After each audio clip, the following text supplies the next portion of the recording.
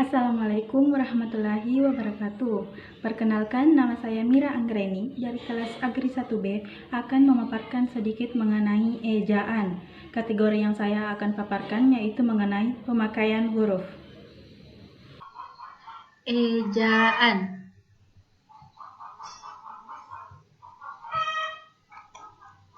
Ejaan adalah kaidah yang harus dipatuhi oleh pemakai bahasa demi keteraturan dan keseragaman bentuk.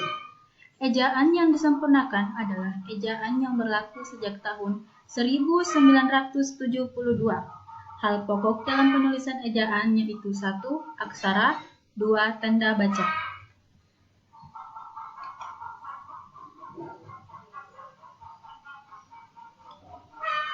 Kategori yang perlu dipahami dalam ejaan yaitu 1. Pemakaian huruf, 2. Pemakaian huruf kapital dan huruf miring, 3. Singkatan dan akronim, 4. Penulisan unsur serapan, dan 5. Pemakaian tanda baca. Namun di sini yang saya akan jelaskan hanya pemakaian huruf saja. Pemakaian huruf terbagi menjadi 6, yaitu 1. Huruf abjad, 2. Huruf vokal, 3. Huruf konsonan, 4. Huruf difton, 5. Gabungan huruf konsonan, dan 6. Pemenggalan kata. Huruf adalah sebuah grafem atau bentuk goresan atau lambang dari suatu sistem tulisan. Misalnya 26 huruf dalam alfabet Latin modern atau 47 huruf dalam hiragana. Dalam bentuk suatu huruf terkandung suatu fonem atau lebih tergantung jenis aksara, dan fonem tersebut membentuk suatu bunyi dari bahasa yang dituturkannya. Setiap aksara memiliki huruf dengan nilai bunyi yang berbeda-beda. Dalam aksara jenis alfabet, abjad, dan abugida, biasanya suatu huruf melambangkan suatu fonem atau bunyi. Beberapa aksara, misalnya alfabet Yunani dan keturunannya, memiliki varian dari satu huruf yang sama, disebut dengan istilah huruf besar dan huruf kecil. Huruf besar biasanya dipakai di awal kata, sedangkan huruf kecil ditulis setelahnya. Huruf abjad, yaitu A, B, C, D, E, F, G, H, I, J, K, L, M, N, O, P, Q, R, S, T, U, V, W, X, Y, Z. Huruf vokal sering disebut juga sebagai huruf hidup, merupakan jenis huruf yang bunyinya diakibatkan oleh adanya udara yang keluar dari paru-paru tanpa terkena hambatan. Jenis huruf vokal terdiri dari 5 huruf, yaitu A, I, U, E, dan O. Huruf vokal. Huruf vokal A. Contoh pemakaian dalam katanya, api. A-nya berada pada awalan, pasir. A-nya berada pada tengah, coba. A-nya berada pada akhiran. I. Itu. I-nya berada pada awalan, sinar. I-nya berada pada tengah, gusi. I-nya berada pada akhirat.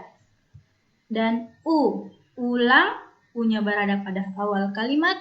Rumah. U-nya berada pada tengah. Dan danau. U-nya berada pada akhir kalimat. E. Telling. Enak. E-nya berada pada awal kalimat. Peta. E-nya berada pada tengah kalimat. Dan sore. E-nya berada pada akhiran kalimat. O. Contoh pemakaian dalam katanya yaitu orang. O-nya berada pada awal kalimat, botak.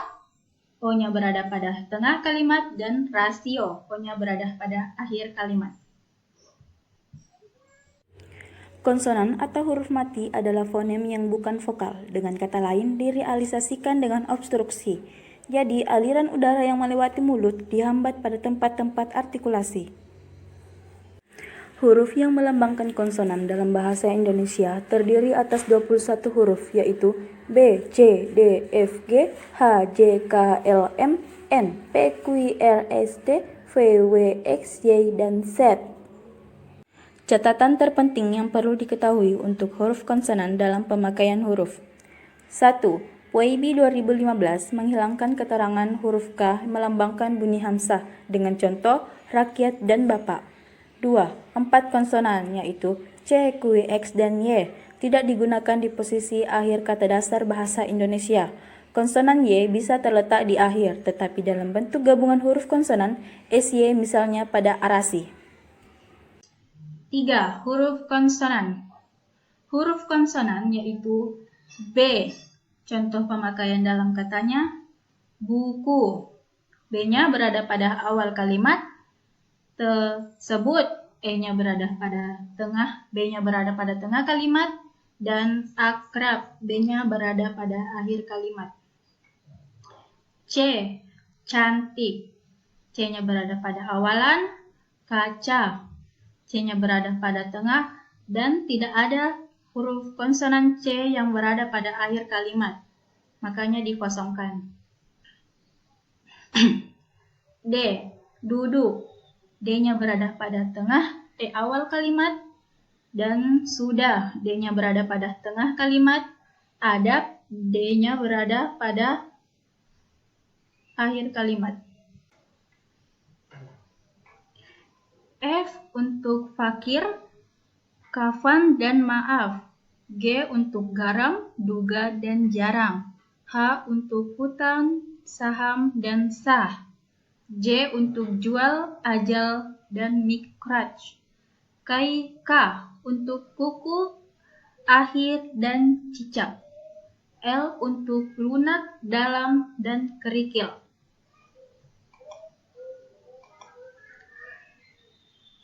M untuk makan, ambil dan diam. N untuk nama, onta dan daun. P untuk pusing, simpan dan siap. Q untuk Quran, Furqan. R untuk rusak, urat dan usir. S untuk sarung, hasil dan tulis. T untuk tanah, batu dan hebat. V untuk variasi, lava. W untuk waktu dan hawa. X untuk xenon. Y untuk yakin dan payung. Dan Z untuk seni, lazim dan juz. Huruf difton adalah sebuah huruf yang mempunyai suatu intonasi vokal khusus dan terbentuk atas penggabungan dari dua huruf vokal. Huruf-huruf yang masuk ke dalam huruf difton sendiri antara lain ai, au, ei, dan oi. Huruf-huruf ini bisa diletakkan di awal, tengah, maupun akhir kata. 4. Huruf difton. Dalam bahasa Indonesia terdapat difton yang dilambangkan dengan ai, au, dan oi. Nama difton ai, contoh pemakaian dalam katanya yaitu ain.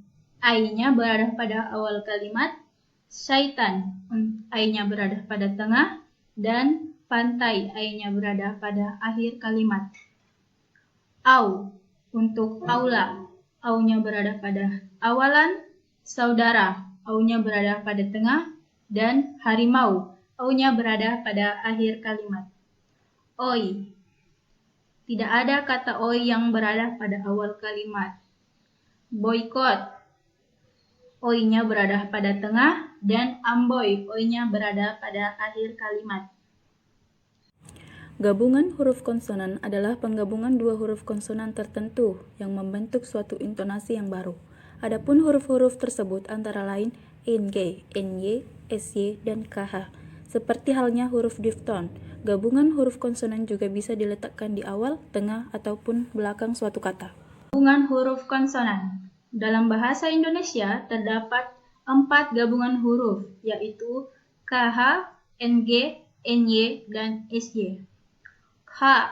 Contoh pemakaian dalam kata yaitu khusus. KH-nya berada pada awalan, akhir. KH-nya berada pada tengah, dan torik. KH-nya berada pada akhiran.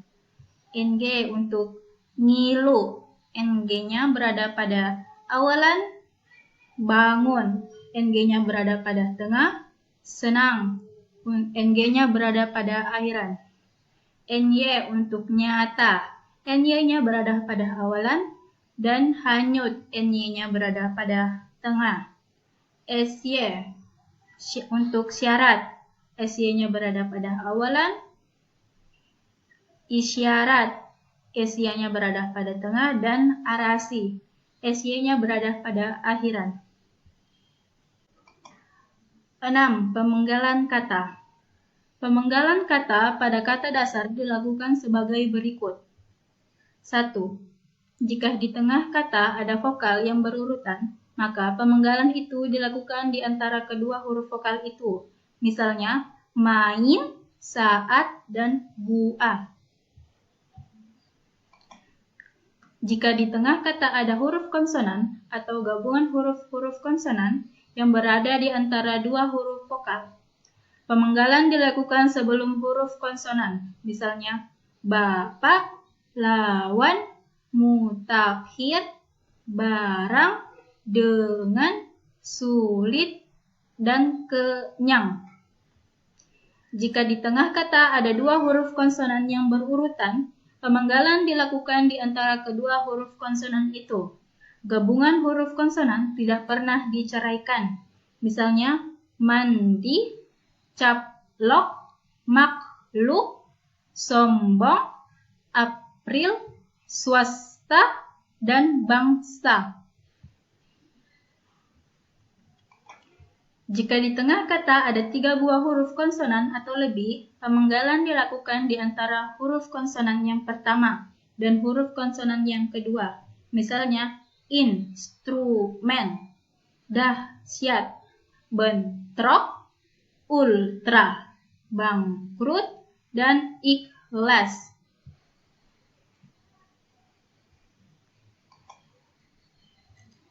B.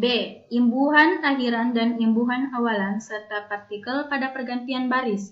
Contohnya, makan-an, membantu, dan pergilah. C. Bila suatu kata lebih dari satu unsur dan salah satu unsur itu dapat bergabung dengan unsur lain. Contohnya, biografi, fotografi, bukan biografi, fotografi.